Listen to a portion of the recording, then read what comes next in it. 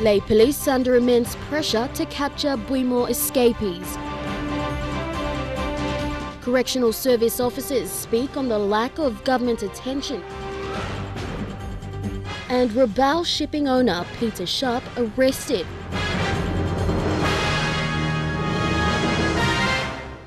This is National EMTV News with Lorraine Genia. Good evening and welcome to Monday's news. Lay Metropolitan Superintendent Anthony Rugby says last week's mass escape has put a lot of pressure on police resources.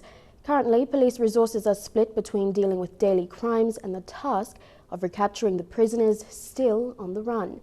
Lay Metropolitan Commander Anthony Rugby said with the latest breakout on Thursday, police are now working to locate and apprehend the prisoners. For a police force, the odds are stacked up against it. Already dealing with a high crime rate, Lay City Police now have to deal with escaped prisoners. Lay Metropolitan Superintendent Anthony Rugby points out that police are stretching their resources and manpower in dealing with the high number of escaped prisoners. Last year, 55 prisoners escaped from Buimo in a breakout, and on Thursday, 87 prisoners escaped. 57 are still at large, adding to a previous number from last year. It is estimated there are now more than 100 prisoners on the run. We already have a high rate of serious criminal activities in the city, and currently our resources are stretched in dealing with the current law and order situation in the city. Added on with the previous breakouts which took place, we have a lot of people who have escaped. They're still on the run. Rugby admitted the latest breakout is now a big problem for police. They don't have enough in terms of logistics and manpower to locate the prisoners as quickly as the public demands. In recent months, most of the crimes committed are by repeat offenders who are either convicted prisoners or are remandees who were awaiting court trial and escape. On record that most of the crimes committed in the city are from repeat offenders, those who have either been convicted or those who have been held in custody in remand awaiting court appearances. Rugby has shared sentiments expressed by the CS administration at Buimo, the need for a perimeter fence and better security. Rugby said there should be a separate remand center for those waiting for trial. Jail compound, there's no perimeter fence. And the other thing is we have a lot of people, it's overcrowded. Buimo is overcrowded, just like some other jails, I'm sure. We need a better lockup, a bigger area, and we should maybe have a different setup for the remandees at a different location and for the convicted prisoners at a different location, so that we can properly cater for them, the CS can properly cater for them. Police hierarchy is aware of the situation. There's also a need for a concerted effort by the authorities to deal with the situation. There is a high risk that prison breakouts will continue in future. Police station commanders and CID have been tasked to gather information so that escapees can be apprehended. Right now, police will need the support of the community. They are depending on the community to provide them with information. Mata Luis, National EMTV News, Lay. Correctional Service officers, frustrated by the lack of government's attention to the state of prisons across the country, have revealed how outnumbered and overworked they have been for years. At Buimo Jail in Lay, there are only 3 men on duty at any one time, guarding more than 700 inmates. Inside the prison, warders reveal that dormitories are so crowded that prisoners are taking turns to sleep on floor space. These were among other factors identified and factors that triggered the jailbreaks. The revelations come days after 11 prisoners were shot dead during a mass breakout. Scott Wider with this special report. On the razor wire fence, the first layer of security inside the Buimo prison compound, clothing and personal items of the prisoners who escaped last Thursday still hang.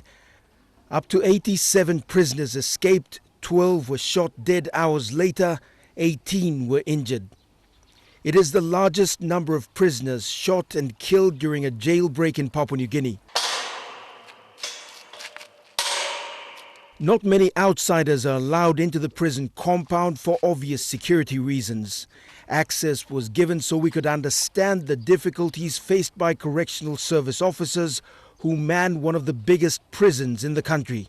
The situation at Buimo with manpower is very serious. You have 730 prisoners, over 700, and you have just less than 100. At the time of the escape, we had just 90 officers and 4 commissioned officers.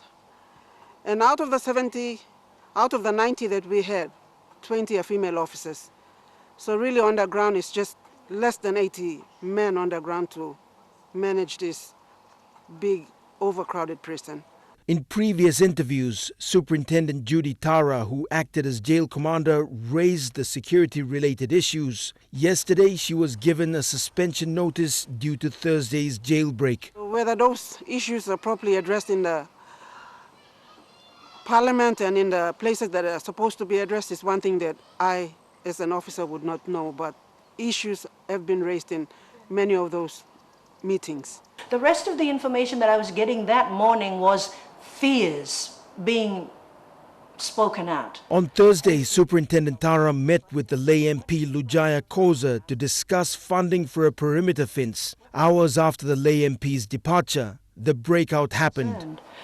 First thing the superintendent did was to provide me with a list of 189 remandees that had been held there at Buimo, and the name list had was dated 10th of the 10th, 2014.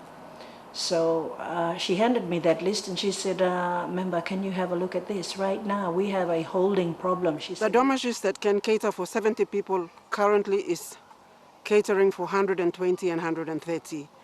So you have prisoners that have shift. Some will have to sit up and wait until the others sleep, and then the others will have to give space for the others to sleep. Dynamics of the security environment is all about welfare and security. So overcrowding, of course, is an issue. Mostly it is caused by a lot of remandees that are kept there. Prison officers who spoke off camera point out that the escape on Thursday and previous escapes could have been minimized if there was a perimeter fence. This bit of information is no longer the stuff of confidential reports. It has now become public knowledge and information of public interest. The absence of a perimeter fence is just one ingredient to the recipe for prison breakouts. Then they said the next need of ours is we just don't have enough staff on the ground to man the large numbers. At any one time, there are always 3 officers stationed in the prison compound.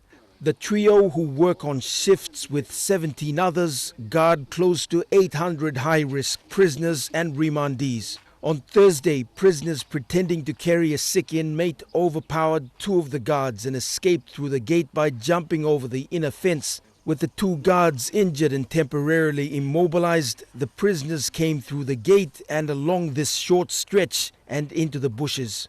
Security risks, not just in Buimo but in other prisons as well, aren't just concerns for the Correctional Service.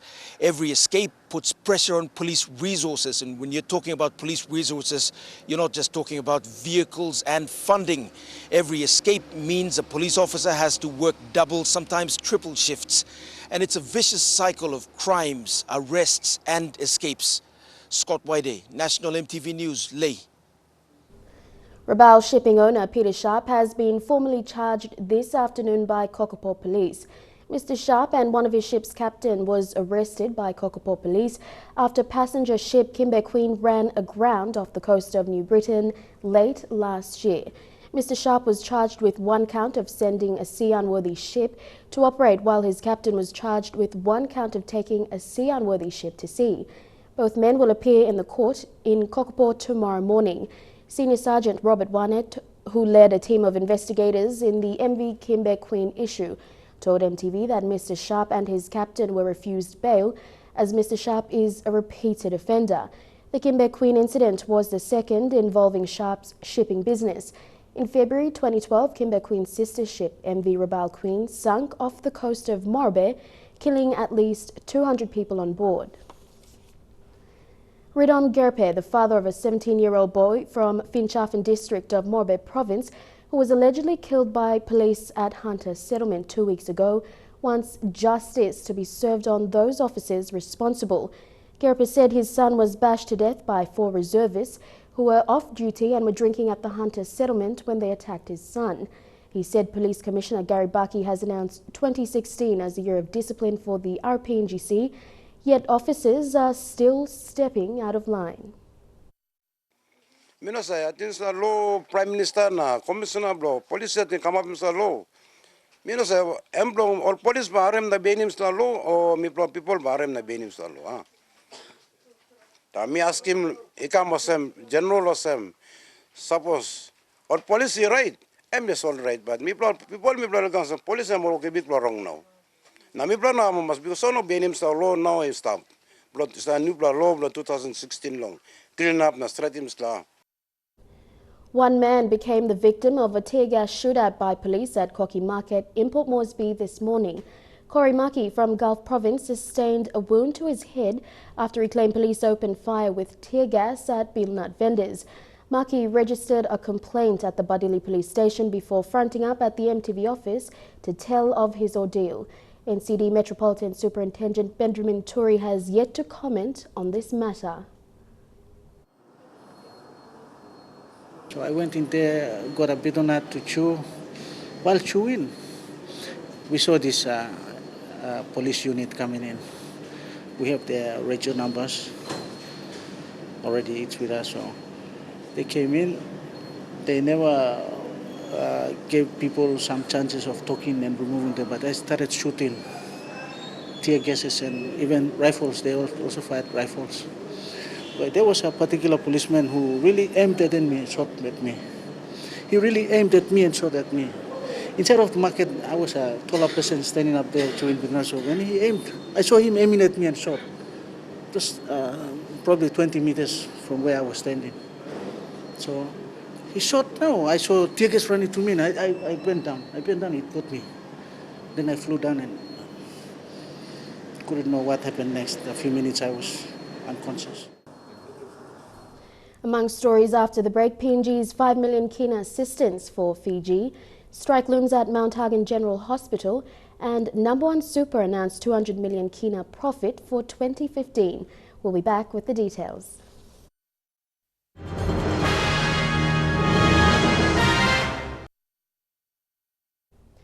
Welcome back to the news. Prime Minister Peter O'Neill has announced that Papua New Guinea will this week provide 5.5 million kina to Fiji for the recovery effort following Cyclone Winston last week. The National Executive Council made the decision last Thursday. O'Neill said Fiji's experience and the devastation caused by Cyclone Pam in Vanuatu last year are indications of the impact of climate change that the region will continue to expect. He said while the Paris Agreement is taking a step in the right direction, the effects of climate change in the region are not about to lessen. The 5.5 million kina would be paid directly to the Fijian government for immediate use. Grant Muddle, the CEO of Port Moresby General Hospital, told various unions in the health sector to work together to address their issues. He made these remarks today at the announcement of the newly appointed executives for the PNG Health Support Workers Association. Mr. Muddle says that union groups are important in terms of addressing employees' issues such as their terms and conditions. He told the non-clinical workers today to have dialogue with the clinical workers if they want the issues to be heard. Unions have a positive role to play in every division and every department. My only request to your executive, and it's fallen on deaf ears of other unions, is to focus on what your charter is. And your charter is, as you've already mentioned, the terms and conditions of employment of your members.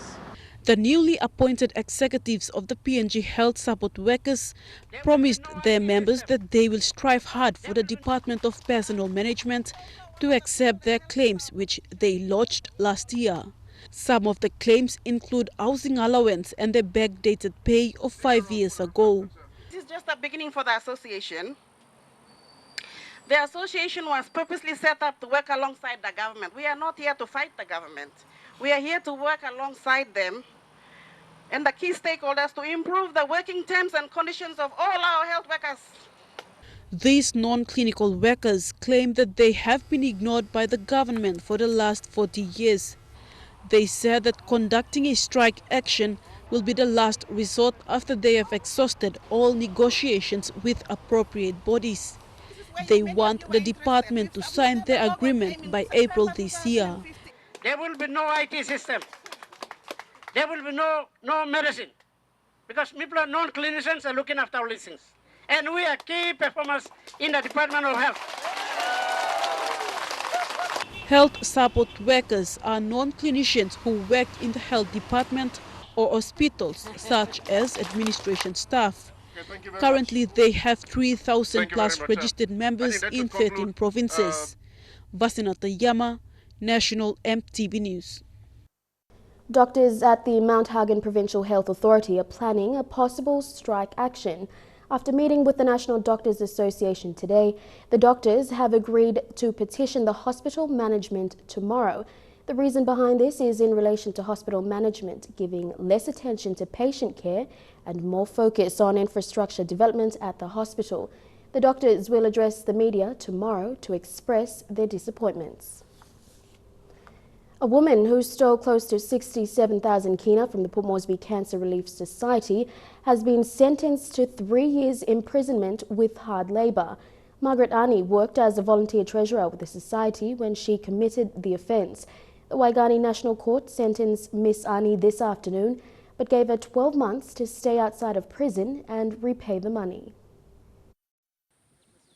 The court heard that Margaret Ani worked as a volunteer treasurer with the Port Moresby Cancer Relief Society when she forged 24 paychecks totaling over 66,000 kina and cashed them at the bank. She forged the signature of the Chief Executive Officer, Daddy Toka Jr., 24 times to utter the documents. The stealing was committed over a 4-month period. This afternoon, Justice Gibbs Salika sentenced Margaret Ani to 3 years imprisonment with hard labour. However, when considering mitigating factors, Margaret is a first-time offender and was under pressure from her husband, Nicholas Fraser, to give him money to repay his debts. Justice Salika, however, gave her 12 months outside of prison to repay the money. Her sentencing time will be suspended if she repay within the 12 months period starting today. She was charged with 1 count each of forgery, uttering, stealing and misappropriation under the Criminal Code Act. Quinten Alom, National EMTV News. Buhalu is a village in the Nawai district. The Morobe provincial government is supporting a Taro project in the area. It's a public-private landowner partnership. The provincial government has allocated 1.6 million kina for the Taro project. The Makam Rice project with Trukai Rice and the Wagam Wharf project are 2 PPLOP projects currently being funded by the provincial government. Bethany Harriman with this report. Buhalu village is about 2 hours drive from Leh. It's home to 200 farmers engaged in a commercial taro project. It's an agricultural-based economy. A handful of local people operate trade stores, but most rely on their gardens for an income. They pay for school fees, clothes and basic needs by selling taro and banana at the Leh market. We have registered 200 farmers who are involved in this project. It is, as in my speech I said, it's a slow process, and so we're looking at the way we are going. We will be able to set up all our farms within the next 2-3 months. Agriculturalist Funke Samana is women's representative in the Tutumang, and she is involved in the project to grow taro and sell to a market. On Friday, the government of Morobe launched the Buhalu Taro project. During the speeches, farmers had the opportunity to tell all levels of government the importance of supporting their sector.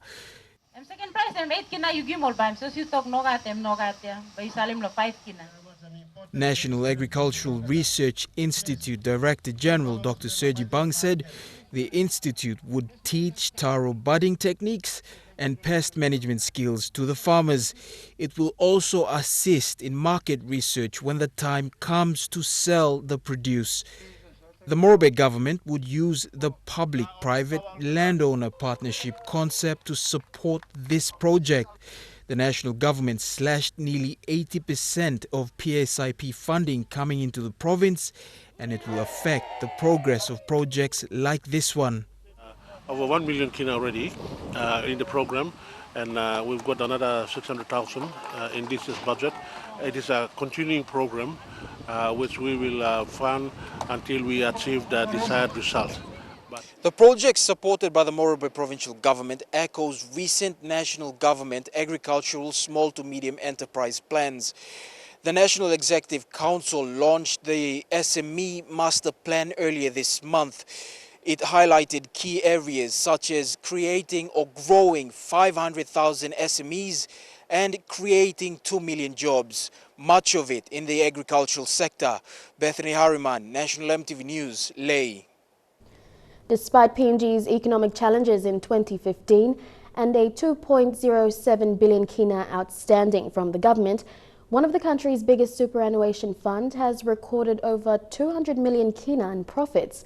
In a statement released today, Number One Super said they have made 280 million kina after tax profits. The profit was revealed in a Board of Directors meeting a week ago. The good news for members is the direct credit into their accounts. According to the statement, members' account, including retirement savings account for retired members, have been credited at a rate of 5.8%. With the world and the country expecting more economic challenges this year, Number One Super is retaining 2% to mitigate those challenges. Board Chairman Anthony Smare said in the statement that this profit is a result of the fund's discipline and carefully considered investment strategy over the last 3 years. Mr. Smare said they will continue to be prudent with members' savings and encourages them to continue to save. He said the 207 billion kina outstanding debt from the government remains a top priority for the fund. Sarah Aupong, National MTV News.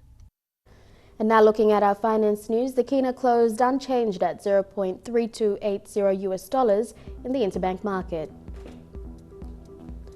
At Bank South Pacific, your kina was buying $0.3205, $0.4469 Australian dollars, $0.2902 euro and 36.18 Japanese yen. Looking at commodity prices at New York close, gold and copper closed higher, while coffee and cocoa closed the day lower.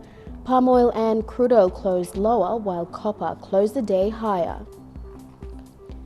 And on the stock market, the Dow Jones closed at 57.32 points lower, the ASX closed at 0.644 points higher, and the All Ordinaries closed at 2.007 points higher.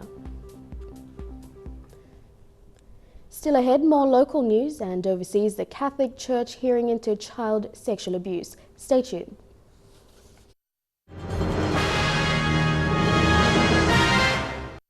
Welcome back.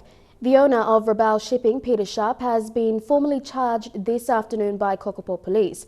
Sharp and the captain of a ship within his fleet were arrested today by Kokopo Police following his vessel, the MV Kimber Queen, running aground off the coast of New Britain late last year. Edwin Fidelis with this report from Kokopo. Mr. Sharp was taken in for questioning at around 9 a.m. this morning together with his ship's captain, Eugene Kautau. After 7 hours of interrogation at the Kokopo police station, Mr. Sharp and his ship's captain were placed in police custody after they were refused bail. I spoke to Senior Sergeant Robert Wane, who heads the investigation into the Kimber Queen running aground late last year. Like the Rabaul Queen, but no lives have been lost. They have decided to send a ship that is unseaworthy, and it was undermanned. It was sent to sea, and then eventually the MV Kimber Queen was stuck on Elizabeth Reef. I think it's northwest of Rabaul. Senior Sergeant Robert Wane said Mr. Sharp and his captain were refused bail. Both men are expected to appear in court in Kokopo tomorrow morning as soon as all paperwork is finalized tonight. In December last year, Peter Sharp's passenger ship MV Kimber Queen ran aground at the Elizabeth Reef off the coast of New Britain. At least 49 passengers and 12 crew members were stranded but rescued 6 hours later by a fishing vessel. No lives were lost. We have done what we can to present all the court documents. It's up to prosecution to make that announcement tomorrow to take them to court, so I hope they will. The Kimber Queen incident was the second involving Sharp's shipping business. On the 2nd of February 2012, Kimber Queen's sister ship, MV Rabaul Queen, sank off the coast of Morobe, killing at least 200 people on board. Mr. Sharp is expected to go before the court on the 12th of April this year regarding the Rabaul Queen disaster. Edwin Fidelis, National MTV News, Kokopo. In Port Moresby, the people of 4 Mile Works settlement have been without water for almost 4 days. Edaranu has cut off water supply due to illegal connections and low water levels at the Sirinoma Dam.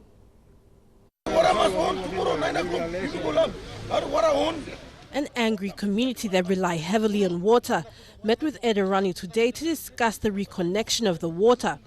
They complain that they haven't washed for days and the community main washing and bathroom have become extremely unhygienic. Restore our water maybe this afternoon because 3 days we've been really suffocated. So it's only water. We agree that straight after this, please do consider our need and get our water back. Edaranu Community Relations Officer Henry Yule said the 4 Mile Works settlement had illegal connections and the company had to shut the water down due to low water levels at Sirinoma Dam. He also stressed that water was not free, even though it was a right for people to have access to water.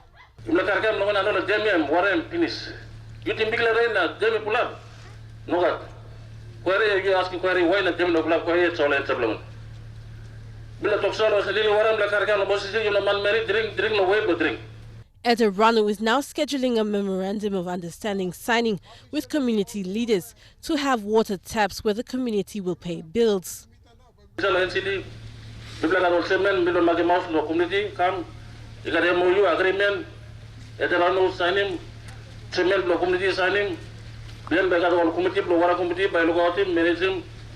behalf of Edaranu, by giving bill by yellow line by go pass mangon by some money local community by come na buy bill. But the 4 Mile settlers are complaining that water should be open because it was a need. The community will meet with Edaranu tomorrow to discuss options of water being allowed to flow again. Adelaide Xerox Curry, National MTV News. Turning overseas now, Australian Cardinal George Pell became the highest-ranking Vatican official to testify on sexual abuse of children within the Catholic Church. At a hearing, victims have flown halfway around the world to attend. The hearing, via video link by Australia's Royal Commission into Institutional Response to Child Sexual Abuse, took place in Rome. 74-year-old George Pell said he was unable to travel to Australia because of heart problems. While strictly speaking an Australian affair concerning events decades ago, the hearing has taken on wider implications about accountability of church leaders because of Pell's high position in the Vatican, where he serves as a finance minister. After the commission allowed Pell to testify from Rome, it bowed to demands by victims' groups to observe. A national crowdfunding campaign raised the money to fly about 15 victims and supporters so they could be in the same room with Australia's most senior Catholic clergymen. Well, we're very anxious. We're very anxious. We've come a long way to show that we can come here as a sick group of men, because we can come all this way to take it to the edge, because we want acknowledgement of what happened to us as children. And we hope that after all this time, we can have that acknowledgement, which I hope will lead to a commitment for us to go home and recover all our people. There are so many funerals that we have been to. There are so many people back home who haven't even told their story yet. We need them to be able to tell their story. So we need to get past this stage. This is the stage of denial. It's time to move on. We need something to take back to our families back home so that we can come good and recover everybody that needs to be helped. Pell has become the focal point for victims' frustration over what they said has been an inadequate response to abuse claims from the Catholic Church. He is not accused himself of sexual abuse. The hearing, expected to last 4 days, takes place in the hotel ballroom. Pell and his supporters said he has done no wrong and that he has become a lightning rod for all cases of abuse.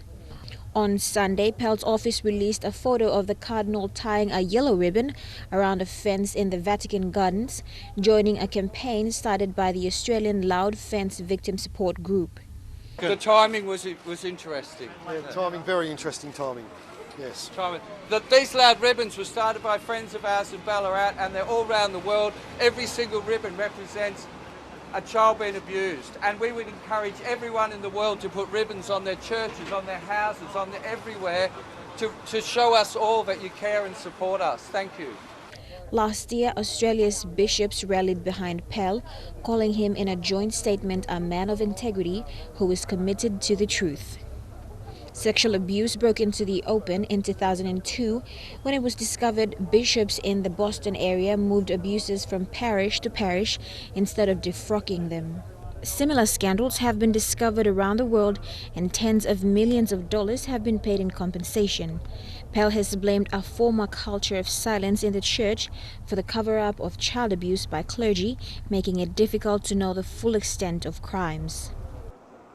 He has twice apologized for its slow response. Ironically, the Rome hearing starts just hours before the Oscars ceremony in Hollywood, where Spotlight, a film about the systematic cover-up of sexual abuse in the church in Boston, has been nominated for 6 Academy Awards. Lorraine Gabina, MTV World News. This year is a leap year, and for babies born today, the 29th of February, they'll have to wait until 2020 for their actual birth date. The chances of having a leap year birthday is 1 out of 1,461. Adelaide Curry reports on the history of the leap year. A complete orbit of the Earth around the Sun takes 365.2422 days, but the Georgian calendar has only 365 days. So leap seconds and leap years are added to keep our clocks in sync with Earth and its seasons. People who are born on February 29th are referred to as leapings or leapers. At the St. Mary's Hospital here in Port Moresby, 2 babies were born exactly at the same time at 1:30 p.m. and they are leaplings. His name is Andrea, my daughter. She's not married yet, but we are happy to have a first grandson. And it arrived on a special day. Thank you, big plans, and give me this one difficult, and deliver right, and see baby girl, and 4 kilo. The history of February 29th began when Roman Emperor Julius Caesar wanted his month of July to have 31 days, and at that time, August was the one with 29 days. When his predecessor, Caesar Augustus, took over, his month named after him, August, had to have 31 days also. So the month February lost to August in the Battle of Extra Days. Some suggest that those born before midday of February 29th should celebrate their birthdays on the 28th of February, while those born on the evening celebrate on March the 1st. About 4.1 million people around the world were born on the 29th of February. Adelaide Xerox Kari, National, MTV News. We have a big lineup in sports. Taekwondo qualifiers for Rio. The national athletics team prepares for Olympic qualifiers, and a para-athlete heads off to Dubai in the lead-up to Rio. Stay tuned.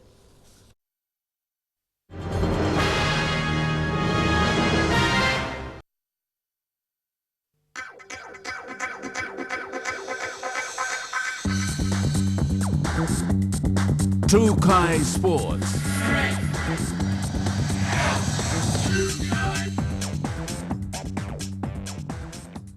Welcome to Trukai Sports. Female para-athlete Regina Edwards is hoping to qualify for the Rio Olympic Games in Brazil. Edwards will fly to Dubai this week to attend the International Paralympic Committee Asia and Oceania Athletics Championships in Dubai from the 2nd to the 13th of March. The 27-year-old from Domara Village, Central Province, will be taking part in the field events of discus and shot put with the hope of qualifying for her first ever Olympic Games.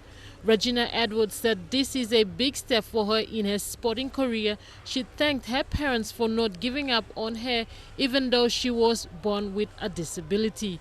Traveling to Dubai with Edwards will be blind female athlete Joylyn Jeffrey, who will compete in the 100 and 200 meters, and male amputee athlete Samuel Nasson, who will be participating in the 200 and 400 meter events.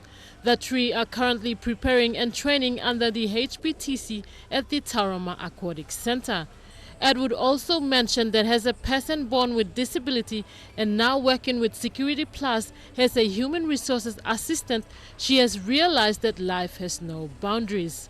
Mike Koime, National EMTV Sports. Papua New Guinea played host to the Oceania Taekwondo Olympic qualifiers for the first time over the weekend.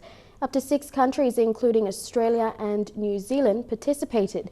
Godwin Eki reports. Witnessing PNG host the Oceania Taekwondo Olympic qualifiers for the first time was Dr. Chung Wong Cho, President of the World Taekwondo Federation, John Kotsifas, President of the Oceania Taekwondo Union Federation, and World Taekwondo Federation technical officials from Russia, Sweden, Korea, India, France, Taipei, Vietnam, and US of A. The one-day tournament saw 6 countries compete for a spot in the Rio Olympics, with each fighter competing in their own weight category.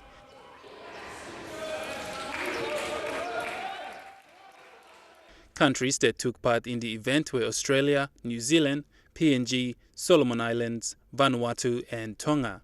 Having hosted this tournament in the country, both PNG Taekwondo President Peter Miria and national coach Edward Kasman said PNG should be proud because this was the first ever Oceania Olympic qualifiers to be held in PNG and also first for the code of Taekwondo. PNG had 4 fighters in their respective categories, 2 male and 2 female. The day ended with presentations to the winners of each fight division. The finalists for the Rio Olympics for PNG saw 2 athletes, Samantha Kasman and Max Kasman. Godwin Eki, National EMTV Sports. World Taekwondo President Dr. Chung Wan Choi was in the country and witnessed the Olympic qualifiers held at the Tauranga Aquatic Center on Saturday. Today he made an official visit to the Karatas Technical Secondary School gym.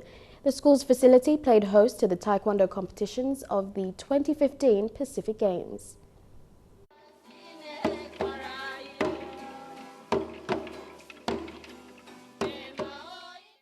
Female Caritas dancers from the Erie Cultural Group in Central Province led the way for the visitors. These delegates comprised of the World Taekwondo Federation President Dr. Chung Wang Cho, Oceania Taekwondo Union President John Kostifas, PNG's Taekwondo officials and other guests.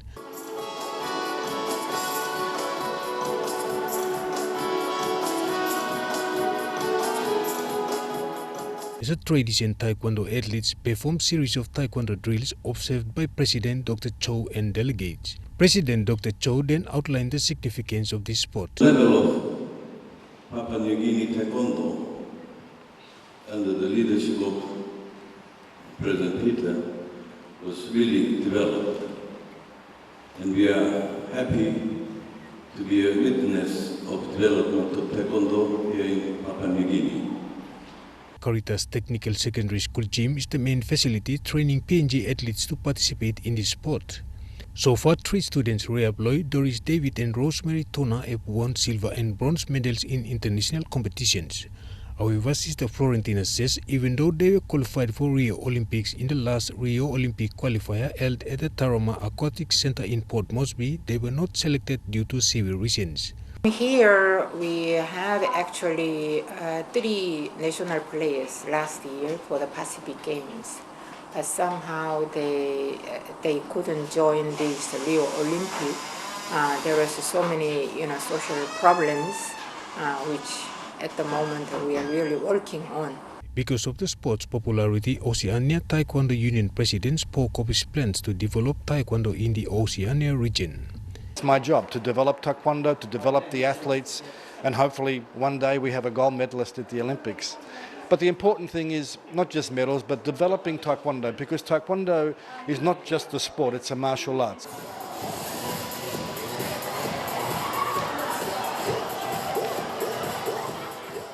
Eric Arupman, National EMTV Sports. The national athletics team is gearing up for the Rio Olympic qualifiers as they prepare for a high level of competition. 7 athletes are currently undergoing intensive training overseas to be able to compete at Olympic qualification standard. Also beginning to get involved. The PNG athletics squad has one last hurdle in their quest for Rio, and that is the Olympic qualifiers. The stellar performance during last year's Pacific Games proved that PNG boasts some of the best athletes in the region. Crucial. This is a new girl to the team, Monagi. Fiji beginning to hunt them down. Kwairula got to get going. She's got to set it for home. Here comes Bessie. Bessie beginning to move for Fiji. Kwairula lifting the huge crowd. Bessie doing enough. Fiji's going to do it. Fiji. Mo and Buimo has his sights set on qualifying for the 400-meter hurdles in Vanuatu and Fiji. It is a 1-2-3 finish. Nelson Stone is training in Brisbane, Australia, and Theo Pineau in West Texas, USA. Stone at the moment. How's the energy? How's the strength? PNG, 1, 2, 3. Toya Whistle, Betty Burwa, and Donna Coniel are based on the Gold Coast, while Sharon Quarula is in West Texas with Pineau undergoing intensive training. The athletes now have qualifying events where they will have to clock Olympic qualifying times in order to be able to compete in the upcoming Rio Olympic Games. Dion Kombeng, National EMTV Sports. And Trukai Sports continues after the break. Stay tuned.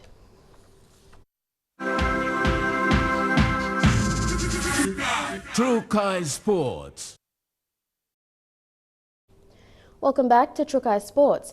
Despite the PNG Sports Foundation's 5 million kina budget cut for the hosting of the 7th PNG Games in Kimbe, Operations Manager Freddie Matthews has confirmed the host organising committee have been in communication with the provincial government for additional funding. Matthews said the provincial government had recently passed their budget, which included 20 million kina allocated to the upgrading of infrastructure and operations throughout the 2-week event in November. With a budget cut of 5 million kina from the national government for the 7th PNG Games, the West New Britain province have pledged their support of 20 million kina to the host organising committee, which will cover preparations across the board. As Operations Manager Freddie Matthews has highlighted, the construction of infrastructure is their biggest concern and focus for now. The majority of funding from both the national government and provincial government will go towards the completion of all venues. Was promised we get 10 million from the national government through Sports Foundation. Obviously that hasn't come through, but Western Britain has passed its budget for the province, and of course a lot of our allocations and funding will come from the Western Britain government. Executive Director of the PNG Sports Foundation, Peter Chamlili Jr., told MTV 1 million kina will be spent on the technical aspect of the Games leading into the month of November. Will be from the national government, we'll be giving 5 million. 5 million will go towards the infrastructure. 1 million of that will go towards obviously the technical aspect of the Games, because we run the technical aspect. 4 million will directly go into the infrastructure, where the HOC, the host organising committee, identifies and have got everything in place, and we just facilitate those infrastructure build up. Yeah. Regardless of the budget cut, an announcement regarding the official sponsorship of the PNG Games is expected soon, with additional funding likely to boost this biannual event. Papua New Guinea Rugby League is confident Michael Marum can juggle the demands of both the PNG Hunters and Kumul's coaching roles.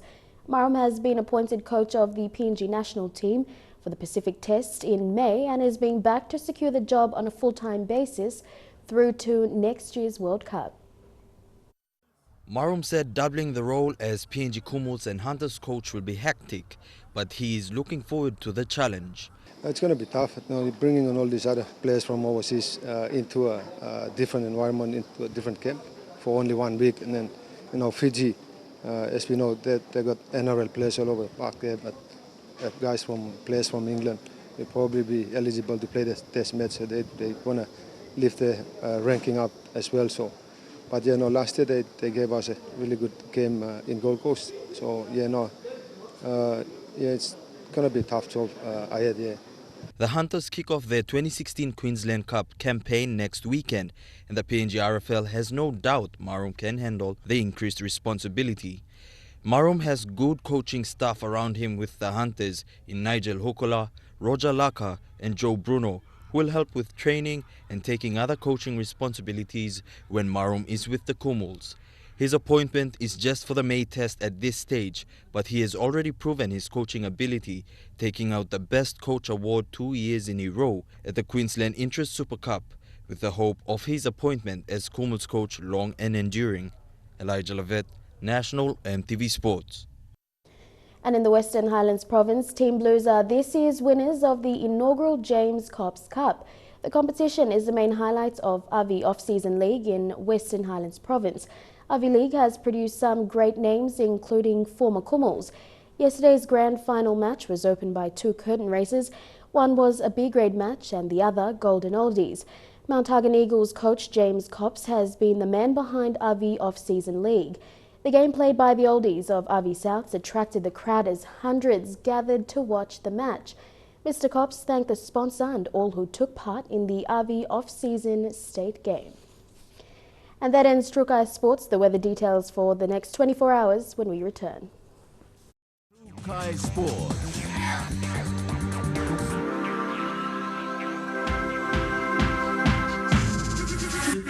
Trukai Sports.